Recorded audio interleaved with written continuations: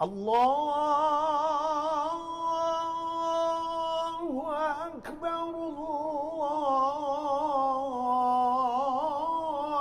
الله أكبر. السلام عليكم ورحمة الله وبركاته. الحمد لله القديم الأول والآخر بلا تحول، ثم الصلاة والسلام سرمدا على النبي خير من قد وحدا. أشهد أن لا إله إلا الله وأشهد أن محمدا عبده ورسوله لا نبي بعده. اللهم صل على سيدنا Muhammad wa ala ali Sayyidina Muhammad amma ba'du. Sidang jamaah salat subuh yang dirahmati Allah, mari sama-sama di pagi yang berbahagia ini sambilan kita niat i'tikaf, mendengar sedikit i'tibar dan wasiat. InsyaAllah sebentar lagi kita akan sampaikan yang kita nukilkan langsung dari Sayyidina Maulana Muhammad sallallahu alaihi wasallam. Kebetulan seperti mana biasa saya terkena jadwal di malam Kamis.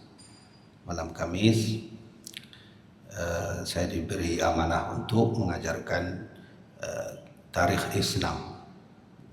Seharusnya di pagi subuh ini guru kita yang mengajarkan pelajaran untuk kita, karena beliau ada kesibukan berhalangan maka digantikan dengan saya. Seperti mana biasa kita pagi ini akan belajar hadis, jadi sesuai dengan tema yang disampaikan pada subuh Ahad. InsyaAllah ada beberapa hal yang sebentar lagi kita akan mendengarkan sedikit wasiat dan iktibar dari Rasulullah Sallallahu Alaihi Wasallam. Ada satu kitab, yang kitab itu adalah Arba'in Nawawi, yang nanti syarahan-syarahannya banyak ditulis oleh ulama-ulama terdahulu. Salah satunya adalah Imam Ibnu Hajar Al-Haytami. Kemudian ada syarahan kitab dari Arba'in Nawawi yang berjudul kitab ditulis oleh Syekh Ahmad Al-Fushani. Dalam kitab itu ada satu hadis yang pagi ini yang bisa kita ambil i'tibar yang sangat-sangat berharga dari Nabi. Dalam kitab Arba'in Nawawi itu ada salah seorang anak muda, umurnya kisaran 8 sampai 13 tahun, masih muda, termasuk sahabat Nabi. Beliau hidup dengan Nabi tidak lama, tapi keilmuannya disebut oleh ulama dahulu dengan Bahrul Ulum, lautan ilmu. Orangnya masih muda, umurnya 8 tahun ke atas, tapi disebut Bahrul Ulum, lautan ilmu. Jadi inilah salah satu sahabat yang unik, hidupnya tidak lama bersama Nabi, tapi kekuatan ilmunya itu melebihi, ya kita tidak membandingkan sahabat Nabi, tapi kadang-kadang sahabat Nabi kalau ada masalah itu datang ke beliau. Contohnya Umar bin Khattab, saat beliau menafsirkan idza jaa nasrullahi wal fath, lalu dibenarkan oleh beliau. Dan Umar bin Khattab tahu diri bahwa beliau salah, beliau kurang, dan beliau mempercayai tafsir yang dibawa oleh anak muda ini. Inilah seorang anak muda yang dulu Nabi pernah berdoa khusus untuk beliau. Bahkan diberi ludah Nabi sehingga beliau meminum ludah Rasulullah, sehingga menjadi ulama besar para sahabat Nabi. Beliau adalah sepupu Rasulullah sendiri, yaitu Abdullah bin Abbas.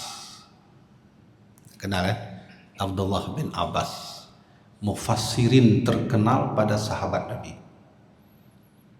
Jadi kalau ada apa-apa terhadap tafsir Quran, nah itu larinya ke Ibnu Abbas. Maka beliau disebut dengan turjuman Al-Quran, yang pandai menerjemahkan Quran, yang pandai menafsirkan Quran. Bagaimana tidak? Nabi sendiri berdoa, Allahumma faqihhu fiddin wa alimhu ta'wil. Riwayatnya sahih. Nabi sendiri berdoa, ya Allah, ajarkanlah anak ini pemahaman agama. Wa alimhu ta'wil, ya Allah, ajarkanlah anak ini bisa memahami ta'wil. Maka Ibnu Abbas ini dalam riwayat tafsir saya baca, beliau itu punya gerobak. Gerobak itu gerobak besar. Menyewa bahasa gitu, gerobak untuk mekat lah, untuk peduk barang. Gerobak itu isinya kitab, riwayat, manuskrip, semua ada di situ. Bahkan disebutkan ada sekitar 300 hampir 400 kitab dalam gerobak itu. Kemana-mana beliau bawa itu. Itu kitab Injil asli dulu, kitab Zabur asli, macam-macam ada tulisan-tulisan sebelum masa Rasulullah, semua ada di situ. Itu hebatnya Ibnu Abbas. Dan Ibnu Abbas kaum muslimin, kalau mengaji itu gurunya sedang tidak keluar, beliau tunggu. Pernah beliau itu suatu hari ingin belajar satu hadis saja, tidak banyak. Belajar satu hadis, datang ke seorang guru, gurunya tidur. Gurunya tentu sahabat Nabi juga, karena mungkin kecapean tidur. Beliau tunggu di depan rumah, tidak beliau ketuk pintunya, tidak beliau bilang assalamualaikum, beliau tunggu depan rumah. Bahkan dalam riwayat tarikh Islam itu, debu-debu jalanan itu, debu-debu, ya kita tahulah, padang pasir itu kan banyak debu, itu menempel semua di mukanya. Kalau kita bawa tisu itu hitam, gitu ya. Zaman dulu mana ada tisu hitam. Beliau duduk tunggu gurunya itu, sampai hingga nantinya gurunya keluar. Terkejut dia, ada Ibnu Abbas. Kapan sampai? Saya sudah lama guru. Kenapa enggak kau ketuk? Kenapa tidak kau utus untuk memanggilku, seseorang untuk memanggilku? Apa kata beliau? Aku datang ke sini tidak ada urusan dengan lain. Aku datang ke sini untuk mencari ilmu. Maka bagaimana mungkin guru, ilmu kutitipkan pada orang? Ilmu aku yang cari. Itu kalimat beliau itu. Satu lagi kisah, beliau itu salah satu guru beliau adalah Zaid bin Thabit. Pernah dengar? Zaid bin Thabit. Zaid bin Thabit ini dalam kitab Mana Al-Qatan dan juga dalam kitab As-Suyuti, yaitu Al-Itqan fi Ulumil Quran, itu adalah ketua tim 7 penulis Quran. Jadi saya jelaskan sedikit. Ketika Rasulullah wafat itu, Sayyidina Umar datang ke Abu Bakar. Kata Sayyidina Umar, wallahi khair, uktub. Wahai Abu Bakar, kita sekarang sedang mengalami kesusahan. Salah satunya 70 sahabat syahid saat perang Yamamah. Saya takut, ini qad khasyitu ayahlakal Quran, kata Umar bin Khattab. Saya takut suatu hari nanti Quran itu hilang kalau kita tidak tulis. Apa jawaban Abu Bakar As-Siddiq? Kaifa tasna'u bi syai'in wa lam ya'murhu bi ahdi Rasulillah? Bagaimana kamu melakukan sesuatu yang tidak dicontohkan Nabi? Itu. Kalau bahasa sekarang apa? Bid'ah ya. Bagaimana engkau mencontohkan sesuatu, kau berbuat sesuatu yang tidak dicontohkan Nabi? Coba nanti baca riwayat ini dalam kitab Samirut Talibin yang ditulis oleh ahli qiraah terkenal di dunia yang berasal dari Mesir, yaitu Ibn Sabah. Itu ahli qiraah di dunia, beliau dari Mesir. Apa kata Umar? Wallahi khairi ya Abu Bakar, aku bersumpah apa yang aku katakan ini baik. Abu Bakar masuk ke dalam, beliau istikharah, baru menyetujui membukukan Quran waktu itu. Singkat cerita, nanti kita enggak bahas di sana ya. Maka salah satu tim penulisan Quran itu adalah guru Imam Ibnu Abbas. Suatu hari Imam Ibnu Abbas itu melihat gurunya naik unta atas unta dia. Lari beliau lari, beliau peganglah pelana unta itu. Beliau ambil tangan gurunya, beliau cium. Zaid bin Sabit, sudah tua beliau, cium, ditarik sama beliau. Kata Zaid bin Sabit, kenapa engkau cium tanganku? Hakadha ma amarana an naf'ala bi ikramil kubara wal ulama. Beginilah kami diperintahkan oleh Rasulullah memuliakan para pembesar agama dan ulama. Mendengar jawaban itu, tangan Ibnu Abbas dicium oleh Zaid bin Sabit. Itu murid dicium, ditarik oleh Ibnu Abbas. Kenapa guru mencium tanganku? Hakadha ma amarana an naf'ala bi ikrami ahli baiti Rasulillah. Inilah yang diperintahkan kami oleh Rasulullah, memuliakan keluarganya. Begitulah sahabat Nabi dulu mengaji. Maka ada satu hadis yang ingin sampaikan. Hadis ini sangat-sangat berharga dan mengandung banyak makna. Suatu hari Nabi sedang duduk, lewat Ibnu Abbas. Nabi panggil beliau itu, ya gulam. Gulam itu anak-anak umurnya 8 hingga 13 tahun. Ada sobar, Sibyan itu umur 5 tahun. Kalau gulam itu umurnya 8 sampai 13 tahun. Kalau syabun itu umur 18 sampai 23 tahun. Beliau panggil. Duduk Ibnu Abbas. Lalu Nabi bilang, ya gulam, inni yu'allimuka bi kalimat. Aku ingin ajarkan beberapa nasihat. Kau mau mendengar atau tidak? Kata Ibnu Abbas, ya Nabi, saya dengar Nabi. Nabi bilang saja, saya dengar. Maka kata Rasulullah, ada 4 kalimat. Ini pelajaran kita hari ini. Ihfadillah yahfadka. Wahai anakku, kau jagalah agama Allah ini. Niscaya kau akan dijaga Allah suatu saat nanti. Itu pesan Nabi. Ini rumus paling mendasar dan rumus paling sukses di dunia. Apapun yang kita lakukan demi agama Allah, Allah akan berikan itu. Yahfadka, Allah akan menjagamu. Sesuai dengan ayat in tansurullah yansurkum wa yutsabbit aqdamakum. Kalau kau tolong agama Allah, kau akan ditolong oleh Allah. Saya ingin sedikit menceritakan cuplikan bagaimana perjuangan para sultan kerajaan Aceh Darussalam yang dulu pernah membela agama Allah. Allah membela mereka. Siapa salah satu tokohnya? Kita ingin cerita sedikit saja. Beliau bernama Syekh Sulaiman, murid daripada Tengku Cik di Ribai. Yang dari PD ada di sini? Dari PD nah. Tengku Cik di Ribai itu tinggalnya di PD. Guru salah seorang ulama, Syekh Sulaiman Mengkuta Alam.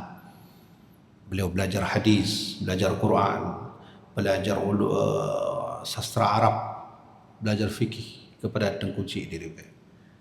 Pada umur 14 tahun beliau diangkat menjadi sultan. Inilah titik awal masa keemasan kerajaan Aceh Darussalam yang dikenal di seluruh dunia di bawah tangannya. Seorang santri mengaji dengan seorang guru, menjadi seorang sultan yang terkenal. Saat beliau menjadi sultan, beliau membuat namanya menjadi Sultan Iskandar Muda Mengkuta Alam. Nama aslinya Syekh Sulaiman. Dan itulah hebatnya Belanda mengotak-atik sejarah kita, sehingga ketika kita mendengar nama Sultan Iskandar Muda, kita tak teringat beliau dulunya seorang ulama. Ya. Menjana petih musuh contoh kita yang tanya Mbak Nemit tanya Sultan Sekarang Muda atau apa? Raja, ya. Betul tak? Betul. Tapi dia lupa beliau itu dulunya bukan raja, seorang ulama. Nah, saya ingin buktikan di titik manakah saat itu Allah membuat Aceh ini menjadi mendunia. Ayah-ayah yang saya hormati, coba datang ke Museum Aceh. Museum Aceh itu yang di samping Pendopo Gubernur. Masuk ke dalam pintu itu, belok ke kiri, ada satu gedung Belanda, masuk naik ke lantai 2, lalu arahkan kepala ke kanan, ada satu surat yang ditulis oleh Sultan Iskandar Muda untuk Ratu Elizabeth. Tapi tolong fokus isi suratnya, jangan fokus kiriman suratnya ke Ratu Elizabeth. Silakan lihat isinya itu. Suratnya itu panjang, mulai dari AC ini sampai di sini panjang. Berapa meter? Ada 2 meter. Surat gulungan. Tapi terakhir saya lihat di museum itu tidak ada lagi surat yang itu. Sekarang replika. Tapi tidak apa, kita lihat isi dalamnya. Ketika saya menerjemahkan isi dalam, apa kata beliau? Perkenalkan, saya Sultan Iskandar Muda. Negeri kami dipenuhi dengan emas, bahkan pun pelana-pelana kami dari emas. Pelana tahu kan? Ikatan kuda, ikatan gajah dari emas. Dan demikian jugalah kata Sultan Iskandar Muda, bahwa kain-kain kuning kami di depan istana terbuat dari emas. Rakyat kami makmur, setiap energi ada untuk kami. Begitulah bahasanya, itu panjang itu. Beliau ingin memperkenalkan kepada Ratu Elizabeth bahwa kerajaan Aceh sejak dulu dipenuhi dengan emas. Inilah sebabnya Sultan Iskandar Muda membuat mat megang. Mat megang itu dikasih ke rakyat fakir miskin. Itu satu orang fakir miskin kalau dikalkulasi duit sekarang 280 juta per tahun. Orang dulu, orang Aceh, kalau lihat emas jatuh di jalan, tak ada yang ngambil. Kenapa? Di rumah banyak. Siapa yang kasih? Sultan Iskandar Muda. Tapi kita nak lama di situ. Sebab masih ada nasihat Nabi yang lain. Yang ingin saya katakan adalah Sultan Iskandar Muda membuat 8 kebijakan khusus untuk rakyatnya. Salah satunya membuat penjara bagi rakyat yang tidak mau sholat. Bayangkan itu. Membuat penjara khusus untuk orang tidak sholat. Dan yang uniknya penjara sudah dibuat, tidak ada orang dalam penjara. Coba sekarang buat penjara itu udah penuh penjaranya itu. Payah buat 4 lantai. Kenapa? Banyak orang Aceh tidak sholat. In tansurullah yansurkum. Kalau kau tolong agama Allah, Allah tolong kalian. Suatu saat nanti kita ceritalah tentang sejarah Aceh. Itulah makna dari pesan Nabi yang pertama. Yang kedua, ihfadillah tajidhu tujahaka. Wahai anakku, kata Sayyiduna Maulana Muhammad, wahai anakku, kalau kau mau menolong agama Allah, ihfadillah tajidhu tujahaka. Suatu saat engkau akan bertemu dengan Allah Subhanahu wa ta'ala. Siapa yang tidak mau bertemu dengan Allah? Nikmat yang paling besar di antara nikmat yang lain, bahkan melebihi nikmat surga, adalah nikmat bertemu dengan Sang Maha Pencipta. Kalaulah seperti itu Nabi katakan, kita ingin amalkan, dan sekarang posisi kita tidak pernah mau membela agama Allah, apa mungkin bisa bertemu Allah? Tak mungkin.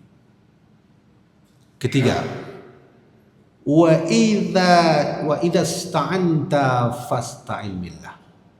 Kata Nabi, wahai anakku, suatu saat nanti ketika engkau meminta tolong, mintalah tolong kepada Allah. Jangan minta kepada yang lain, minta tolong kepada Allah. Cuman kadang orang tanya, Tengku boleh tak minta kepada selain Allah? Tak boleh. Kalau wasilah boleh. Wasilah tahu kan? membawa nama Nabi meminta pada Allah. Pernah enggak sahabat berdoa dengan bawa nama Nabi? Pernah. Hadis sahih Umar bin Khattab. Coba dengarkan kalimat Umar bin Khattab. Allahumma inna kunna natawassalu ilaika bihaqqi nabiyyina fatasqina. Hadis sahih. Itu doa Umar bin Khattab itu. Allahumma inna kunna natawassalu ilaika bihaqqi nabiyyina. Itu kan. Ya Allah, aku minta kepadamu ya Allah dengan hak Nabi kami, Nabi Muhammad. Fatasqina, saat itulah ya Allah engkau turunkan hujan untuk kami. Kebetulan Umar saat itu berdoa begitu minta hujan. Masa Umar itu kan kering. Dalam riwayat ketika Umar menjadi khalifah ada terjadi 3 atau 4 kekeringan yang paling kering. Sehingga beliau berdoa begitu, diturunkan hujan oleh Allah. Lalu ada pertanyaan, kalau begitu boleh enggak berwasilah selain Nabi? Hakikatnya kepada Allah juga. Kita enggak boleh meminta sesuatu kalau bukan kepada Allah. Itu titik, tak ada perdebatan. Tapi masalahnya wasilah boleh kepada Nabi? Boleh. Bahkan Nabi Adam sendiri pun dalam kitab Sahihaini Imam Ahmad, yaitu kitab Al-Mustadrak jilid 2, hadisnya hasan. Hadisnya bukan hadis dhaif. Hadis hasan yang ditulis oleh Imam Al-Hakim dalam kitab Al-Mustadrak. Coba dengarkan doa Nabi Adam.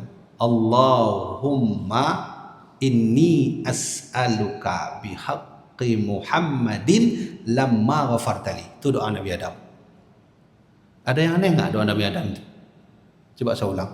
Allahumma inni as'aluka bihaqqi Muhammadin lamma ghafartali. Ada yang aneh enggak? Ada. Apa yang aneh? Kenapa Nabi Adam menyebut Muhammad?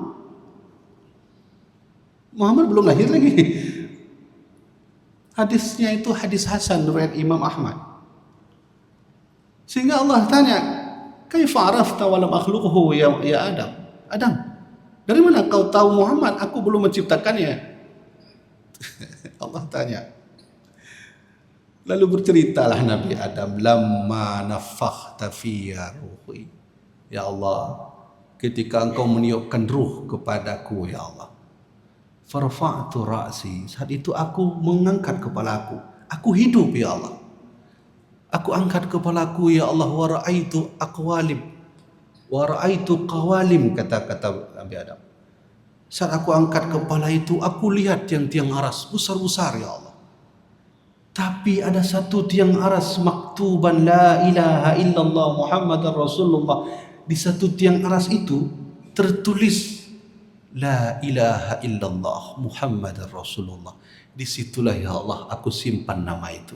Dan aku yakin ya Allah tidak ada nama yang kau muliakan kecuali nama itu, dan orang itu adalah orang yang terhormat. Saat beliau di bumi, beliau berdoa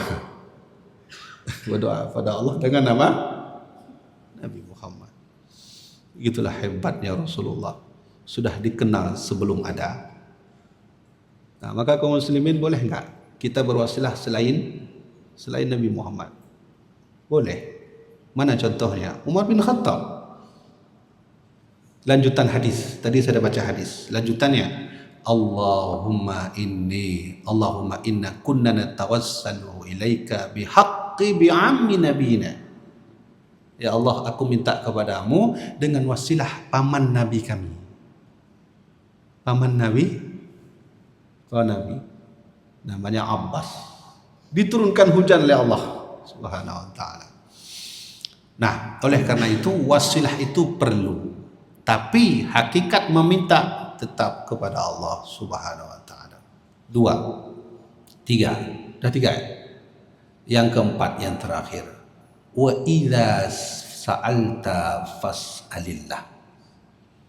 Kalaulah kamu ingin meminta jawaban segala permasalahan, kau mintalah kepada Allah, jangan minta kepada yang lain. Yang terakhir baru Nabi sebut, lau annal ummata law istama'at ala an yanfa'uka bi syai'in lam yanfa'uka illa bi syai'in qad kataballahu laka. Wahai anakku, ketahuilah, ini penting ini pelajaran yang terakhir. Wahai anakku, ketahuilah, andai ada orang yang mencoba memberi manfaat kepadamu, yang mereka ramai-ramai mengangkatmu, tidak mungkin kecuali adanya takdir Allah Subhanahu wa taala. Ila qad kataballahu laka, kecuali Allah lah yang mengangkat kamu, bukanlah mereka yang mengangkat kamu. Law ijtama'u ala an yadhurruka bi syai'in lam yadhurruka illa bi syai'in qad kataballahu 'alaika. Wahai anakku, suatu saat jika ada orang yang memburukkan namamu, yang memburukkan tubuhmu, yang menghina dirimu, yang mencela dirimu, ketahuilah, ketercelaan itu tidak akan ada manfaatnya, tidak akan ada gunanya kecuali Allah yang mentakdirkannya. Apa maksudnya ini? Apa maksudnya? Sehebat-hebatnya kita mengangkat diri kita, kalau bukan karena Allah yang mengangkat, kita tidak akan pernah terangkat. Lalu, untuk apa kita khawatir dengan dunia ini? Ya gitu ya? Begitu ya? Seburuk-buruknya orang menghina kita dengan apa yang kita lakukan, tetap kalaulah Allah tidak memburukkan diri kita, kita tidak akan pernah terburuk. Pertanyaannya, untuk apa susah hidup di dunia ini? Kalaulah Allah berkehendak untuk menjadikan kita miskin, ya itu yang Allah mau. Kalaulah Allah berkehendak membuat kita kaya, itu juga yang Allah mau. Kalau Allah ingin kita dihinakan di dunia ini, itu juga yang Allah mau. Terus masalahnya di mana? Ini nasihat dari Sayyidina Maulana Muhammad. Maka oleh karena itu Allah tak akan pernah berpisah dengan kita selama kita mau mengingat dirinya. Mana ayatnya itu? Uzkurni azkurkum. Jelas. Kalau kau mau ingat aku ingat kalian. Washkuruli wala takfurun. Kan gitu dalam Quran. Bersyukurlah kepada aku, jangan kamu kafir. Dan Allah itu Tuhan yang maha hebat. Allah tidak memanggil para pendosa dengan orang yang berdosa. Allah tidak pernah memanggil itu. Coba lihat, Allah memanggil para pendosa dengan kalimat kasih sayang. Ya ibadi, kata Allah dalam hadis qudsi, riwayat hadis Imam Muslim dalam Arba'in Nawawi. Allah tidak menghina hambanya ketika dia berbuat dosa, tapi Allah panggil. Coba lihat bahasa Allah. Ya ibadi, wahai hambaku, innakum tukhti'una bil-laili wan nahar. Aku tahu kalian berbuat dosa siang malam, aku tahu. Di mana kau berbuat dosa, aku tahu. Apa yang kau perbuat, aku tahu. Indah panggilan Allah kan? Ya ibadi, wahai hambaku. Allah tidak memanggil wahai para pendosa-pendosa, tidak begitu. Innakum tukhti'una bil-laili wan nahar, aku tahu kalian berbuat dosa. Wa ana aghfirudz dzunuba jami'a, kata Allah. Aku adalah Tuhan yang memberi ampunan. Fastaghfiruni aghfir lakum. Kau mintalah ampun padaku, aku berikan ampunan itu. Itu Allah memanggil kita. Kita dulu tidak pernah pakai baju, dikasih baju oleh Allah. Kata Allah, ya ibadi innakum arin. Kamu dulu itu, mohon maaf, telanjang, tidak ada baju. Coba lihat masyarakat jahiliyah, kalau bertawaf, baju tidak pakai, celana tidak ada. Sebelum ada Nabi Muhammad. Ya. Kullukum arin illa man kasautuhu, kata Allah. Dulu kamu itu telanjang, tidak ada apa-apa. Tapi aku berikan pakaian kepada kamu. Dengan apa kita diberikan pakaian? Dengan Islam. Laki-laki wajib pakai baju, tak boleh kelihatan pusat sampai ke lutut. Perempuan menutupi seluruh badan. Itu ajaran Islam. Tapi di ujung hadis Allah menyebut dalam hadis qudsi, fastaksuni aksukum. Mintalah baju kepada aku, minta pakaian, minta. Aku berikan pakaian itu. Nah, sekarang tidak lagi begitu. Orang tidak ada lagi baju, di jalan-jalan buka baju. Itulah aneh kita. Kita sudah ditutup baju oleh Allah, ditutup aurat, kita malah kita buka aurat. Allahumma shalli ala sayyidina Muhammad. Gitu ya. Lalu Allah berkata, "Lau anna awalakum wa akhirakum wa insakum wa jinnakum kanu ala atqa qalbi rajul wahidin minkum ma naqasa dzalika fi mulki syai'a," kata Allah.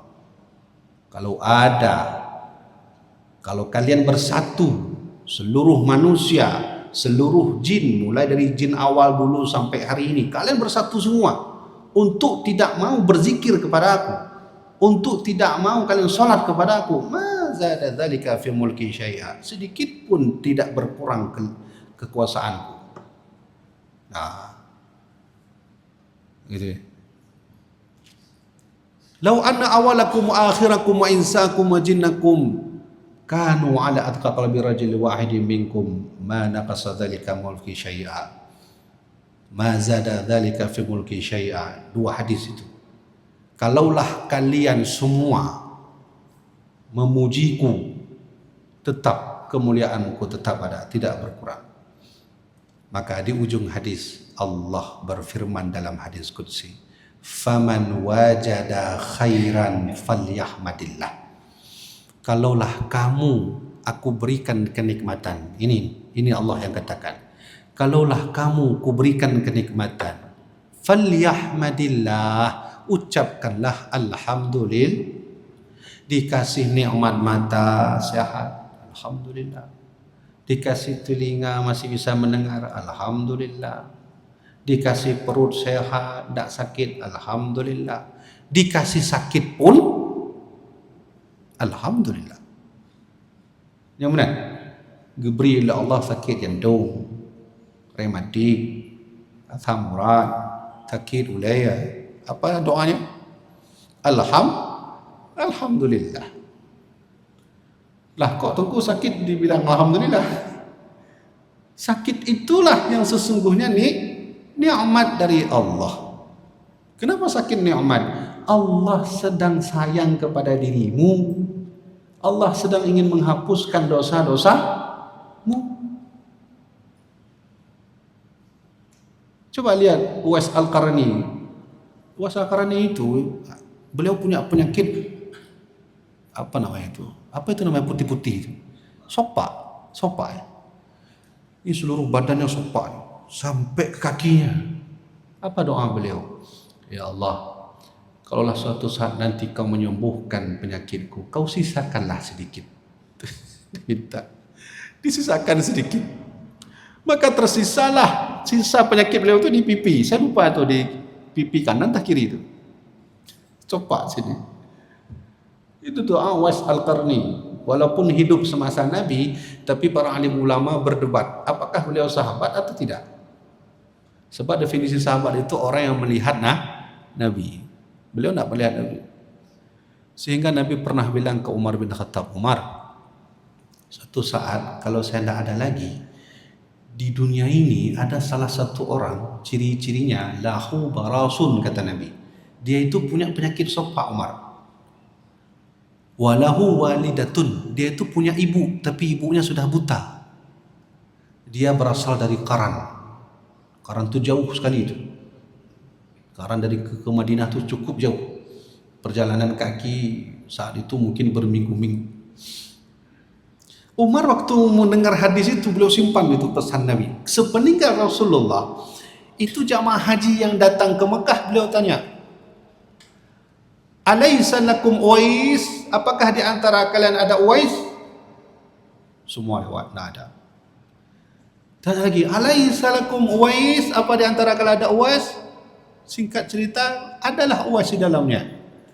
Lalu beliau bercerita, kami dulu pernah dengar tentangmu, tolong berdoa untuk saya. Kata Uwais, bagaimana saya berdoa untuk engkau, wahai khalifah? Engkau sahabat Nabi, engkau dekat dengan Nabi, engkau saudara Nabi. Tidak mungkin saya berdoa. Dan singkat cerita beliau berdoa untuk Umar bin Khattab. Nah, oleh karena itu kaum muslimin, terakhir Allah katakan fala yalumanna illa nafsah. Kalaulah kamu tidak menerima nikmat dariku, jangan memproteksi aku, tapi introspeksi diri, kata Allah. Pernah nggak kita minta mobil Allah nggak kasih? Pernah?